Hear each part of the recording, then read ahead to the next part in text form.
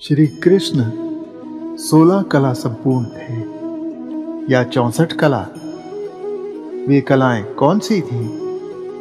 क्या अर्जुन या पांडव ही उनकी इन समस्त कलाओं के रहस्य जानते थे?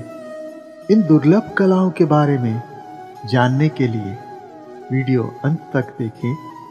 वीडियो लाइक कर दें, चैनल सब्सक्राइब कर बेल आइकन दबा दें। प्रायः आपने सुना ही होगा कि श्री राम 14 कला संपूर्ण थे और श्री कृष्ण 16 कला संपूर्ण थे। कृष्ण को पूर्ण गृहस्थ और योगेश्वर भी कहा गया, पर कई बार यह भी कहा जाता है कि वे वास्तव में 64 कला संपूर्ण थे। पर यह कोई नहीं बताता है कि वे 64 कला कौन सी होती हैं या वह 16 कला कौन सी हैं। श्री कृष्ण अपने आप में संपूर्ण व्यक्तित्व थे। जहां वे एक कुशल राजनीतिज्ञ थे तो अति कुशल योद्धा भी थे। अपने आप में उद्भट विद्वान थे। उनमें सब प्रकार के सद्गुण, हास्य विनोद, अति विलक्षण बुद्धि चातुर्य, बौद्धिक और आध्यात्मिक ऊंचाई, उच्चतम योग का सामंजस्य, प्रेम की गहराई, उच्चतम सिद्धियां और सब कुछ था। उनकी जीवन कथानुसार उन्होंने बाल्यकाल में ही अद्भुत चमत्कार कर दिखाए, पर फिर भी गुरु श्री सांदीपन के आश्रम में रह शिक्षण ग्रहण किया। बाद में महादेव की घोर तपस्या कर उनसे और देवी पार्वती से अनेकों दुर्लभ वरदान भी प्राप्त करे। वे सही अर्थों में द्वापर युग के युग पुरुष थे, जिन्होंने उस युग की निर्णायक रूप से दिशा बदली। गीता जैसा ज्ञान आने वाली पीढ़ियों के लिए इस संसार को दिया, धर्म की पुनर्स्थापना की और भी बहुत कुछ किया। श्री कृष्ण के काल में असाधारण मानव हुए, जो सिद्ध थे, बाहुबली, बलशाली थे, गुणवान थे, चतुर थे, पर वासुदेव कृष्ण जैसा कोई ना था।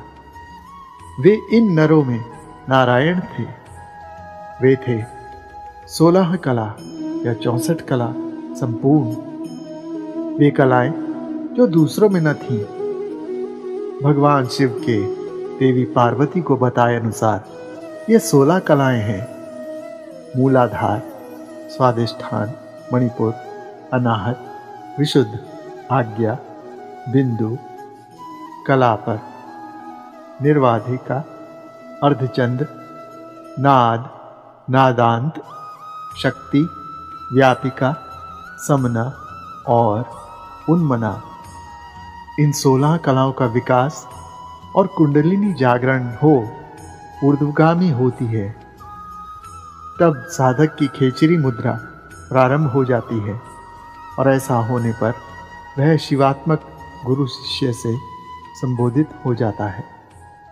अन्य स्थान पर धन संपदा को ही पहली कला बताया गया। भू यानी अचल संपत्ति, पृथ्वी का राज भोगने की कला दूसरे नंबर पर। तीसरे पर यश, कीर्ति। चौथी इला यानी मुँह लेने वाली वाणी। 5वें नंबर पर लीला, आनंद उत्सव। कृष्ण इसके कारण लीलाधर भी कहलाए। 6ठे नंबर पर कांति, सौंदर्य और आभा, जिसे देखकर आकर्षित हो जाएं।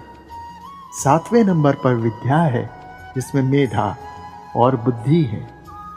वे वेद, वेदांत, संगीत, युद्ध सभी में निष्णात थे।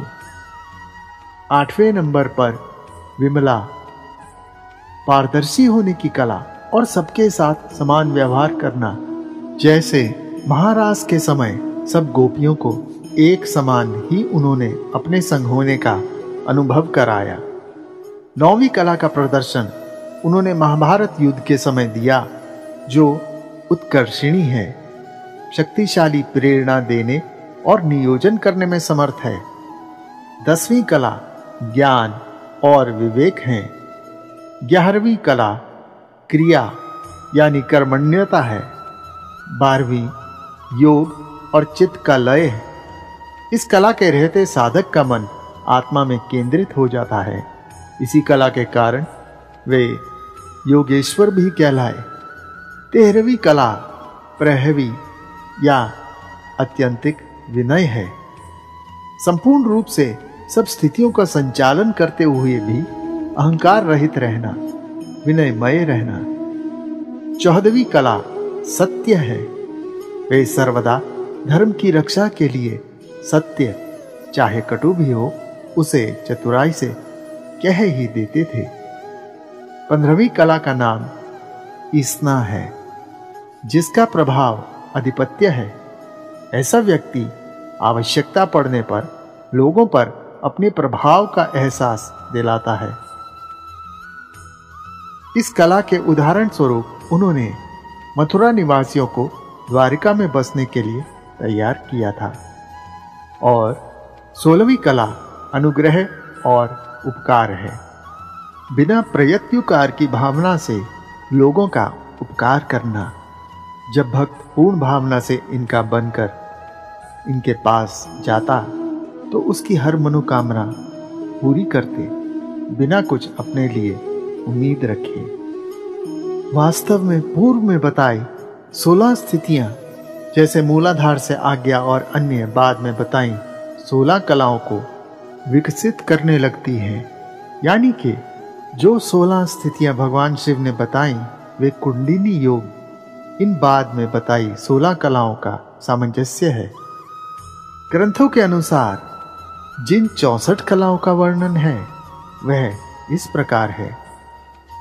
गायन विद्या, वाद्य यानी भांति भांति के वाद्य यंत्र बजाना, नृत्य, नाट्य, चित्रकारी, बेल बूटे बनाना, चावल और पुष्प आदि से पूजा के उपहार की रचना करना, फूलों की सेज बनाना, दांत, वस्त्र और अंगों का रंगना, मणियों की फर्श बनाना, शैया रचना, जल को बांध देना, विचित्र सिद्धियां दिखलाना, हार, माला आदि बनाना, कान और चोटी के फूलों के गहने बनाना, कपड़े और गहने बनाना, फूलों के आभूषणों से श्रृंगार करना, कानों के पत्तों की रचना करना, सुगंध वस्तुएं, इत्र, तेल आदि बनाना, इंद्रजाल यानी जादूगरी, चाहे जैसा वेश धारण कर लेना, हाथ के काम, तरह तरह खाने की वस्तुएं बनाना,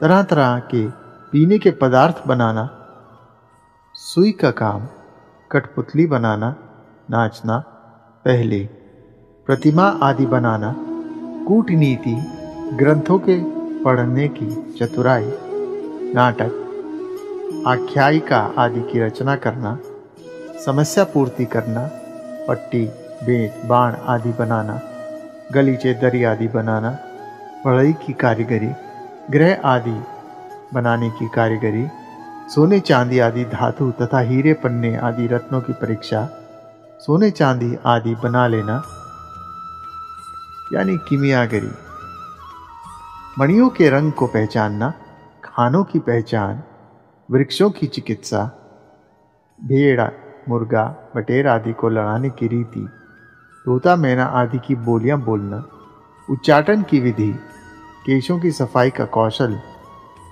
मुट्ठी की चीज या मन की बात बता देना, म्लेच्छ काव्यों का समझ लेना, विभिन्न देशों की भाषा का ज्ञान, शकुन अपशकुन जानना, प्रश्नों उत्तर में शुभाशुभ बतलाना, नाना प्रकार के मात्र का यंत्र बनाना, रत्नों के नाना प्रकार के आकारों में काटना, सांकेतिक भाषा बनाना, मन में कटकर्चना करना, नई नई बातें निकालना, छल से काम निकालना, समस्त कोशों का ज्ञान, समस्त छंदों का ज्ञान, वस्त्रों को छिपाने या बदलने की विद्या, धूत क्रीड़ा, दूर के मनुष्य या वस्तुओं का आकर्षण, बालकों के खेल, मंत्र विद्या, विजय प्राप्त कराने वाली विद्या, वेताल आदि को वश में रखने की विद्या।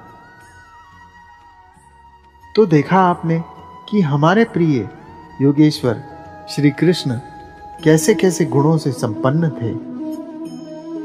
ऐसे ही नहीं 5000 वर्ष हो चले पर दुनिया भर में उनके मंदिर हैं और दुनिया भर के भक्त आज भी उनकी भक्ति, मंत्र जप, पूजन, संकीर्तन अत्यंत हर्षोल्लास, प्रेम भाव और उत्साह से करते रहते हैं।